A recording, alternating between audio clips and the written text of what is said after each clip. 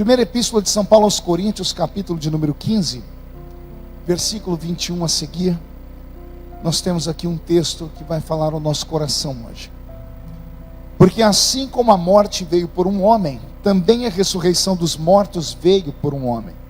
Porque assim como todos morrem em Adão, assim também todos serão vivificados em Cristo.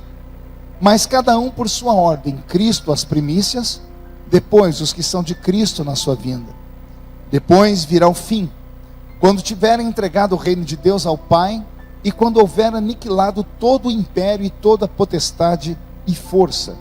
Porque convém que reine até que haja posto todos os seus inimigos debaixo dos seus pés.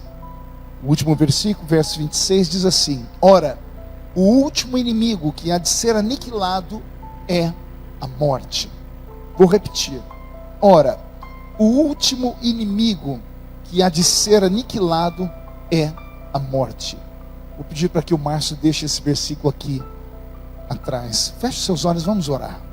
Pai, eu te peço graça, te peço inspiração para nesses minutos, porque eu não quero me delongar muito, porque é muito difícil às vezes as pessoas pararem na frente de um computador, na frente de um aparelho de celular, para ouvir ou assistir um culto, sem que outras coisas que estão acontecendo ao seu redor lhe chamem a atenção. Então, me dê graça para que, de maneira bem sucinta, eu possa tocar o coração dos seus filhos através deste texto que eu li. Amém e amém. O apóstolo São Paulo, escrevendo a carta aos Coríntios, dedicou o capítulo 15 para falar sobre o maior inimigo que o ser humano tem. Esse inimigo recebe o nome de morte. Esse inimigo, na verdade, é uma enfermidade. A morte é uma enfermidade. É uma enfermidade que não tem cura. Médicos de todas as civilizações, de todos os tempos, buscam de alguma forma dar ao ser humano sobrevida, dar ao ser humano longevidade.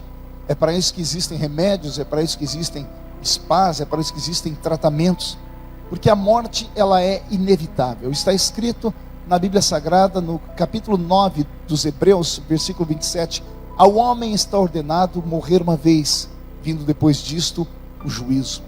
Lembrando que a morte é um acidente de percurso. Quando Deus criou os nossos ancestrais, Adão e Eva, o Senhor havia dito a Adão: você só vai morrer o dia que você me desobedecer. E a desobediência de Adão fez ele comer o fruto da árvore do conhecimento, ou do fruto da árvore do conhecimento do bem e do mal, que estava centrada no jardim do Éden. Ao lado dela estava a árvore da vida. E depois que Adão comeu daquele fruto, infelizmente ele contraiu sobre si a maldição eterna. E a vida do homem passou a ser limitada desde então. Portanto, a morte é um acidente de percurso. Passeando pelo Novo Testamento, eu estava meditando dia desses sobre Jesus e a morte. Os evangelhos, os 4 evangelhos que estão na nossa Bíblia, evangelho de Mateus, Marcos, Lucas e João, são narrativas de histórias de Jesus. São as histórias relatadas por pessoas que viveram naquele tempo ou que contaram as histórias a outras pessoas, e eles escreveram os feitos de Jesus Cristo quando ele por aqui passou. Jesus curou cegos, ele curou aleijados, ele curou coxos, ele curou mancos, ele abriu o ouvido dos surdos, ele limpou a pele do leproso, ele deu saúde às pessoas que passaram pelo caminho dele. Havia uma unção de cura sobre Jesus, e talvez seja este o desejo dele para todos nós que somos seus discípulos, tanto que ele deixou na sua palavra escrito que os sinais seguirão aqueles que crerem. Em meu nome expulsarão os demônios, falarão em novas línguas, porão a mão sobre os enfermos e os curarão.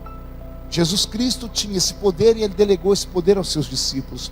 Todavia, no meio dos evangelhos, nos 4 evangelhos, estudando eles com mais afinco, eu descobri que Jesus Cristo teve por 3 vezes um encontro com a morte, enquanto ele estava de pé no seu ministério.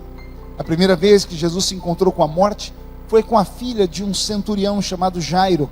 Jairo era um centurião, era um homem importante do seu tempo, havia deixado a sua filha adoecida em casa, tentou se aproximar de Jesus no meio de uma multidão, e ele não conseguindo se aproximar a tempo, e quando o tempo abriu-se as portas, diz a minha Bíblia que alguém se aproximou de Jairo e disse: não incomodes mais o mestre, porque a sua filha já morreu.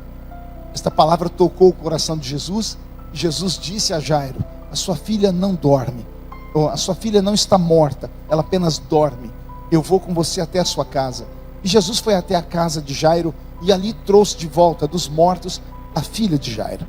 A segunda vez que a morte cruzou o caminho de Jesus, nos evangelhos nos contam a história do filho da viúva de Naim, uma cidadezinha naquele mundo antigo chamada Naim. Havia uma viúva que era muito conhecida na cidade, porque parece que todas as maldições do mundo caíram sobre ela. O marido morreu e ela tinha um único filho. O filho era o arrimo de família, o seu sustento. E o filho dela morreu também adolescente. Ela já estava indo para o cemitério sepultar o filho, quando no meio do caminho, Jesus, que vinha com uma outra multidão, parou o cortejo fúnebre e disse ao morto: levanta, e o morto ressuscitou. E a última vez que a morte cruzou o caminho de Jesus ali nos evangelhos, enquanto ele estava com seu ministério com afinco, foi com o defunto mais conhecido de toda a Bíblia Sagrada, que é Lázaro. Jesus se aproximou da casa de Lázaro. Marta e Maria saíram e disseram: se tu estiveres aqui, nosso irmão não teria morrido. E Jesus pede para que elas mostrem onde está o corpo de Lázaro, e ele vai até a sepultura onde Lázaro estava, e a história nós conhecemos: Jesus trouxe Lázaro de volta à vida. Foram 3 as manifestações então de Jesus Cristo a respeito da morte. Interessante, eu acredito que nada na Bíblia por acaso, é que esses 3 encontros de Jesus com a morte fazem parte exatamente do ciclo do toque da morte na vida do ser humano. Todas as vezes que nós descobrimos ou recebemos a notícia de que alguém faleceu, nós que somos parentes, que somos mais íntimos, ao chegar a notícia, algumas coisas têm que ser preparadas. A primeira coisa que se prepara depois da notícia da morte é o velório. Depois do velório nós providenciamos o cortejo fúnebre, que é o momento em que o caixão é fechado e as pessoas saem em procissão pelas ruas até o cemitério. E o último momento, o último estágio da morte é quando, já dentro do cemitério, as pessoas se despedem pela última vez do defunto e o caixão é sepultado. Esse ritual feito, quer seja ele no velório, no cortejo fúnebre ou no cemitério, está retratado aqui na Bíblia Sagrada. Olha que interessante, que curioso. A Bíblia Sagrada diz que Jesus, terminando de operar os milagres, foi com Jairo até a sua casa. E como a notícia já havia chegado a Jairo, dizendo que a filha dele estava morta, a filha ainda estava em casa, dentro do quarto. Já estava acontecendo um velório na casa de Jairo. E quando Jesus se aproximou da casa de Jairo, interessante que quando ele foi entrar dentro do quarto onde a menina estava, Jesus só permitiu entrar a mãe, o pai e 3 discípulos, que foram Pedro, Tiago e João. Jesus não deixou que os vizinhos se aproximassem, não deixou que parentes mais se aproximassem. Ele entrou com essas pessoas e a Bíblia Sagrada diz que ele, olhando para a menina, ele disse: levanta e anda. Talita cumi, levanta-te. Interessante que a Bíblia Sagrada diz que Jesus ressuscitou a menina. Ou seja, Jesus ressuscitou a menina em um velório. Na sequência nós temos o filho da viúva de Naim. Ele já não está mais no velório, ele está dentro de um caixão. O caixão está sendo arrastado pela cidade em um cortejo fúnebre. E Jesus para o cortejo fúnebre. Ele toca no caixão, toca no esquife e diz ao morto: levanta. Jesus parou o velório, Jesus parou o cortejo fúnebre. E agora Lázaro está atrás, dentro de uma tumba, atrás de uma pedra. Jesus manda tirar a pedra. Então ele diz a Lázaro, em alto e bom som: Lázaro, sai. E Lázaro salta para fora daquela tumba, ressuscitado. Ou seja, se a morte, quando se aproxima da vida de um ser humano, passamos por esses 3 estágios: velório, cortejo fúnebre e sepultura. Jesus Cristo está dando uma lição aqui nos evangelhos, dizendo: eu posso bloquear a morte no velório, eu posso bloquear a morte no cortejo fúnebre, e eu posso bloquear a morte ainda que seja dentro de uma tumba. Espiritualizando esse texto, interpretando ele, eu tenho uma palavra de Deus para o seu coração. O que seria o velório? O velório é quando a tragédia que aconteceu na vida de uma família, ela ainda é íntima. Por que ela é íntima? Porque somente as pessoas da família que sabem, somente os parentes é que sabem, somente os melhores amigos é que sabem, somente os vizinhos é que sabem. Geralmente é assim que acontece. O velório é uma reunião íntima, porque há uma tragédia íntima acontecendo. Algumas pessoas que estão me assistindo agora, possivelmente estão vivendo um velório na sua vida. Há uma tragédia em andamento na sua casa. As ruas não souberam ainda, os bairros não souberam, a cidade toda não soube ainda, mas a sua família sabe. Por isso a sua mãe está entristecida, por isso seu pai está angustiado, por isso você está trancado no quarto agora. Porque a luta que se aproximou da sua casa, da sua família, foi tão violenta que trouxe um trauma, um transtorno, uma angústia. E essa angústia tem trazido vergonha, tem feito você perder a vontade de existir. Há um velório acontecendo na sua casa. Mas eu tenho uma palavra de Deus para o seu coração nessa noite. O Cristo que eu estou pregando, que está aqui, Ele está atravessando agora o espaço e o tempo, e está entrando dentro da sua casa. E Ele vai colocar paz no seu coração. Ele vai parar esse velório agora. Essa tragédia íntima que ainda não esparramou para a sociedade, mas que a sua família está vivendo um momento de luto, de dor, de angústia, de humilhação e de vergonha. O Senhor me manda te dar esta palavra. Ele está travando o velório agora, assim como Ele fez com a filha de Jairo, assim como Ele fez naquela casa, tirando a tristeza e trazendo alegria, mandando a morte embora, trazendo a vida. Haverá uma ressurreição na sua casa, haverá uma ressurreição no seu casamento, haverá uma ressurreição na vida do seu filho que está nas drogas, haverá uma ressurreição na vida da sua filha que agora está angustiada, entristecida e depressiva. Creia que o Cristo da Bíblia Sagrada, Ele atravessa o espaço e o tempo e entra na sua casa e põe fim a um velório. Algumas pessoas estão me ouvindo dizendo: pastor, é bonita esta interpretação, mas no meu caso, a tragédia já não é mais íntima, é uma tragédia pública. Já se tornou público a minha história, pastor. Então eu não posso andar pelas ruas. Eu vou ter que mudar de cidade, vou ter que mudar de estado, vou ter que mudar de país. A sua história então é parecida com o filho da viúva de Naim da Bíblia. Porque quando o cortejo fúnebre sai do velório e começa a atravessar a cidade, quem não sabia da história começa a saber. As pessoas que estão andando pelas ruas começam a dizer: calma aí, quem é que está naquele caixão? Quem é que morreu? E começa a se alardear. A tragédia que era íntima se torna pública. E uma coisa que é pública é muito mais difícil de ser controlada do que aquilo que é íntimo. Mas Jesus me manda te dar uma palavra aqui. Se você crer no que eu estou pregando, não importa quantas pessoas souberam, não importa a violência, o tamanho da tragédia ou da vergonha que você e sua casa estão passando, você não vai ter que mudar de rua, você não vai ter que mudar de endereço, porque Deus é suficientemente poderoso para entrar agora nesse problema e terminar com ele, e colocar um ponto final nele.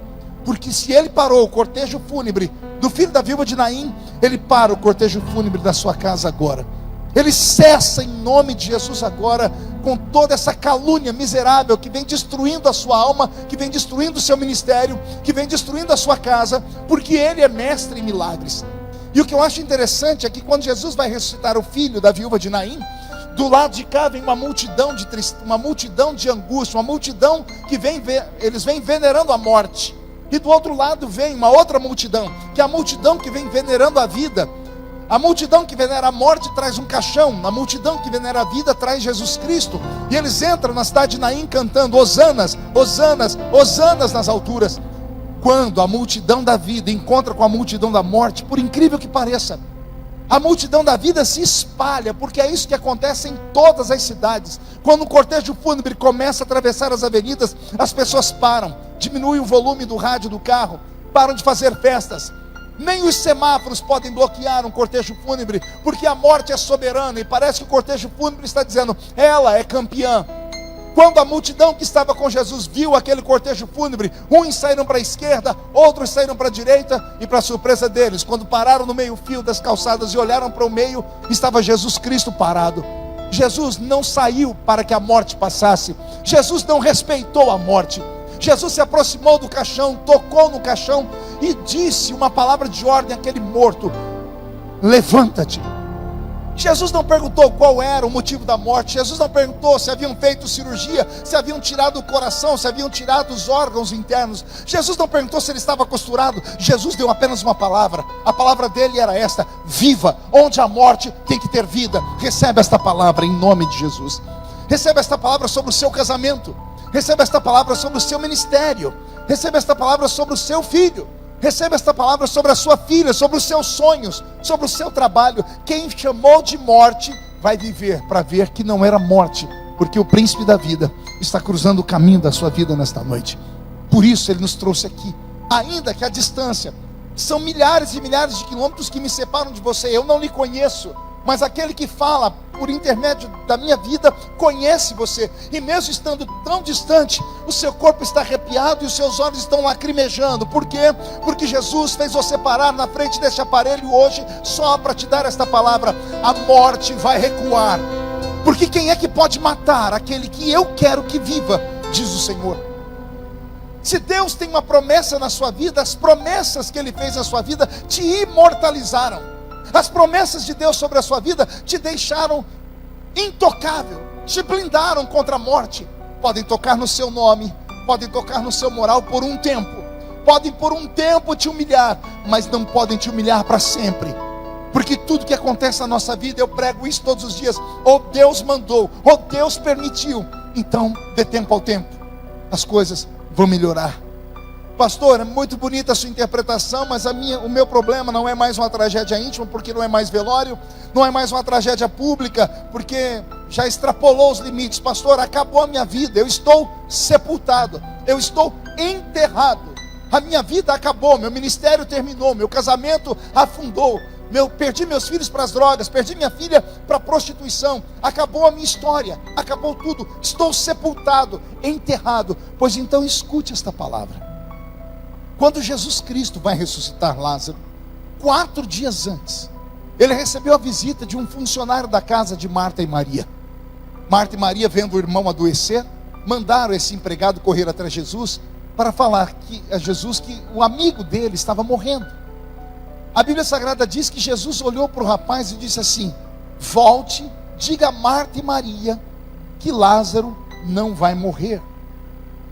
O rapaz não ouviu de Pedro esta palavra, não ouviu de João, ele não ouviu de um anjo, ele ouviu do Deus encarnado. Quem disse que Lázaro não ia morrer foi Jesus. Ora, o rapaz acreditou, voltou para casa tranquilo, contou para Marta e Maria. Jesus mandou dizer a vocês: fiquem tranquilos que Lázaro não vai morrer.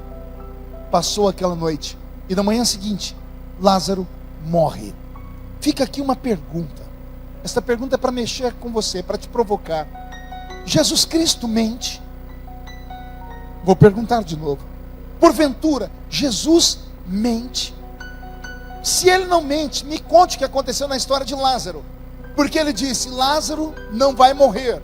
E Lázaro morreu. Vou perguntar de novo. Jesus Cristo mente? Se ele não mente, por que é que Lázaro morreu, tendo ele dito que Lázaro não morreria? Preste atenção que você vai entender.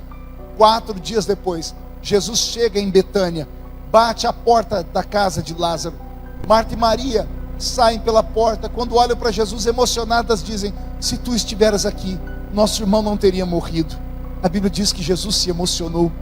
E Jesus fez uma pergunta: onde está Lázaro? Preste atenção nas perguntas.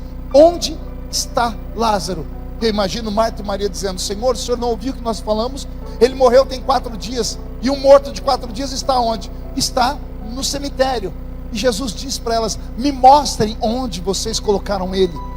E vai uma procissão até o cemitério. Chegaram na frente da tumba. E Jesus disse para elas: ele está aqui dentro sim. Então ele fala: tirai a pedra.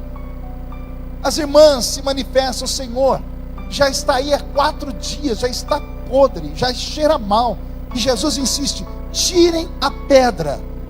E quando a pedra é rolada para um canto, Jesus olha para dentro da tumba e olha para o céu. Olhando para o céu, ele diz: Pai, que se manifeste a tua glória, para que ele saiba que o Senhor está comigo. E Jesus, fitando o núcleo daquela tumba, diz: Lázaro, sai para fora. O que eu acho interessante é que em nenhum momento Jesus tratou Lázaro como morto. Em nenhum momento Jesus falou nele no passado. Ele não perguntou para Marta e Maria: onde está o defunto? Ele não perguntou: onde vocês colocaram o cadáver? Jesus disse: onde está Lázaro? Está lá na tumba, me mostrem onde ele está. Ele não disse: me mostre onde está o corpo, o cadáver. Chegando na frente da tumba, Jesus disse: tirem a pedra. Falaram que ele estava podre, e Jesus ignorou, disse: tire a pedra. Jesus olhou para dentro da tumba e ele não disse: ó morto, ressuscita. Não, Jesus disse: Lázaro, sai para fora. Aqui está a resposta. Jesus disse 4 dias antes que Lázaro não iria morrer. Lázaro morreu para Marta, Lázaro morreu para Maria, Lázaro morreu para a vizinhança, Lázaro morreu para a cidade de Betânia inteira, mas Lázaro nunca morreu para Jesus. Jesus mantinha viva a imagem de Lázaro. A fé de Jesus era tão grande que ele diz: Lázaro não vai morrer, porque a minha alma está entrelaçada a dele. Jesus não tratou Lázaro como morto. Pastor, qual é o significado, qual é a tradução dessa história? Simples: as pessoas te tratam como morto.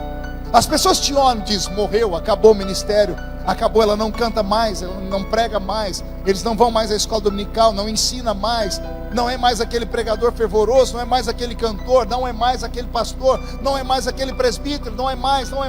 As pessoas te tratam como um defunto, mas aquele que te chamou me manda te dizer que você nunca morreu para ele. Você pode não estar pregando, mas na mente de Jesus, ele mantém viva a última mensagem que você pregou. E você pregou com tanta veemência que o céu desceu.